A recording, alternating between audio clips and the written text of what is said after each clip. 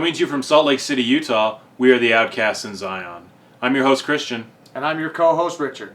Outcasts in Zion is a religious discussion program focusing on opening friendly lines of communication between atheists and believers. We are also available on outcastinzion.com, as well as Facebook, Twitter, and YouTube. We encourage atheists and believers to join us in the discussion. We also appreciate any news and information you might want to share with us at outcastinzion@gmail.com. And this is episode number...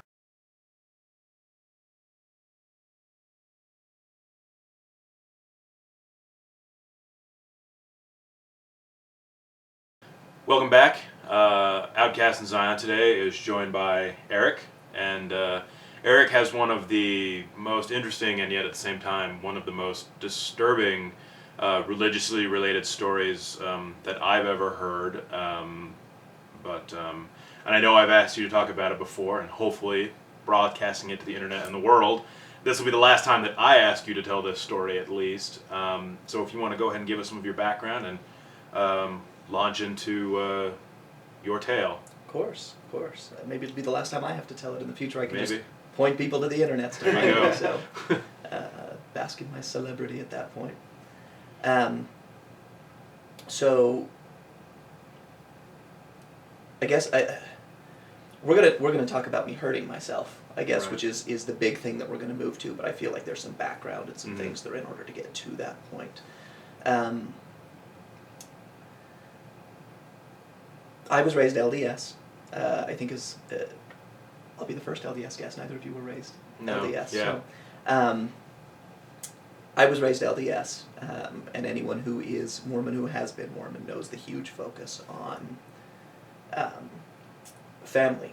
I mean, really, really big. I don't think I've ever been in a Mormon house that doesn't have that big plaque on the wall, the proclamation to the world about the family.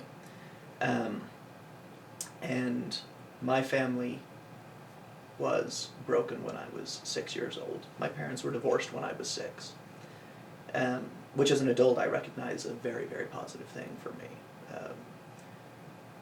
But as a kid it was very hard for me because of all the focus on family. I mean, you're talking constantly in church about your celestial family and how the family is necessary in order to get into the celestial kingdom, that exaltation requires that you're married and sealed in the temple and all those types of things. It was just a really hard thing for me. As soon as my parents were divorced, my father became immediately inactive. I mean, stopped going to church because of the amount of grief that he was given over going through a divorce and So that was like carrying this kind of like social leprosy, sort of like you get divorced, that they really come down on you for breaking up the family, basically. Not to be too snarky, but as with many things in the Mormon church, that's changed over time. It's sort of a doctrine that has modified a little bit to the way society is now.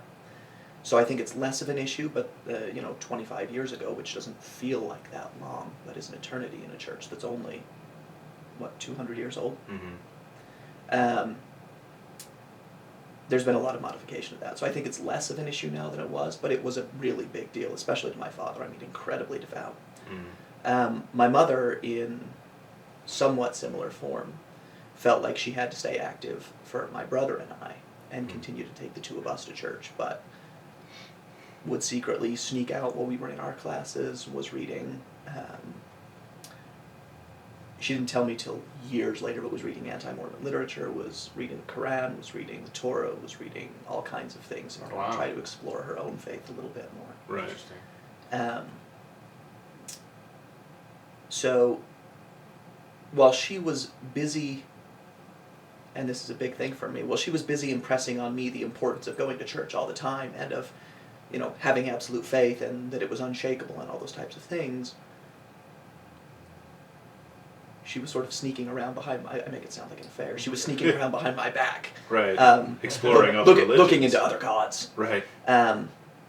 So I remained very, very active as a child still. I only went every other weekend because my dad wasn't going, and I did the joint custody thing. But Can I ask a quick question about... You said your dad was extremely devout, though.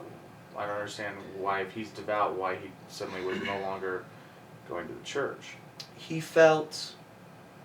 I've had some discussions with him about it, and it's in some ways it's hard for me to wrap my head around because he never lost his faith. He still believed. He still wore his garments, all those things. He just, I think it was a sense of shame, because he was supposed to be the patriarch that could keep his family together and could do the right thing. Okay. There's a very big belief, I think,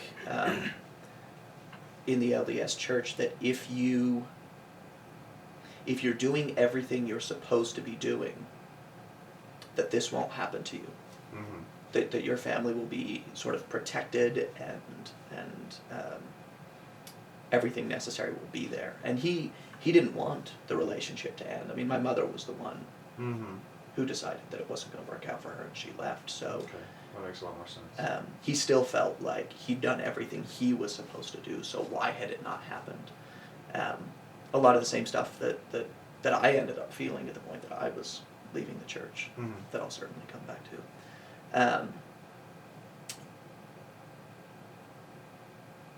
Sorry, so you were No, talking no, about... you're good. When so I was continuing to go to church while neither of my parents were being incredibly active, and eventually my mom sort of stopped going. I felt like I had to keep the faith for me and my brothers when I found out that my mom was a little bit less active, less interested, figuring things out, whatever. So, I mean, for a long time afterward, I would be the one to make me go, make my brother go, make whatever go, because I felt like I had to hold it together since my family wasn't holding together.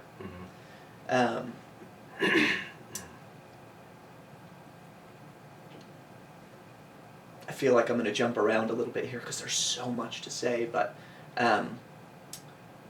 that became a big issue for me when I finally looked at why I was Mormon, because I wasn't going because I believed, I wasn't going because I had faith, I was going because I felt this obligation to go on this borrowed testimony that I was supposed to continue to be part of that. But anyway, I guess to get to the sort of important part, at that point I was probably 11 years old, 12 years old, and did what 11 and 12-year-old boys do at that time. Yeah. 3 or 4 times a day did what kids that age do, and had an epic amount of shame about the whole thing. And, and I'm not familiar with, obviously I've never gone to Sunday school at a Mormon church, but my understanding is that masturbation is regarded as not just incredibly shameful, but I don't even think that the Mormons have a concept of like mortal and venial sins. Actually, but I believe they do. Regardless, Less though, so. my understanding is that masturbation is like it's edging towards like this is a big deal. This is not like Yeah, the little white lie kind of sin. I've This been is told they not- have degrees of sin, and it was exactly what you're saying. My friend David that had that experience it's like a mortal sin. It's like one of the big high things. It's like one of the guaranteed you're in deep shit for. So, in the Mormon church, the concept of heaven and hell is completely different than your standard one. There's not hell, there's outer darkness. Right. And those who go to outer darkness are very, very, very few and far between. I think what's typically said is that you would have to basically deny Jesus after having seen him in order to actually, be outcast into that. And what is outer darkness? Is it different from the typical concept of hell, where it's flames forever kind of Yeah, a thing? Yes, It's more like- it's certainly not a burning kind of thing. I think in a lot of ways it's almost like a self-damnation. Like I have seen this and opted against it and have built up this wall that I can't be in God's presence. And I think it's an absolute sort of emptiness and distance from what it means to be in God's It's been presence. described to me as the same way that Cain was like that God removed his light from Cain when he killed Abel. Outer Right. darkness is like that.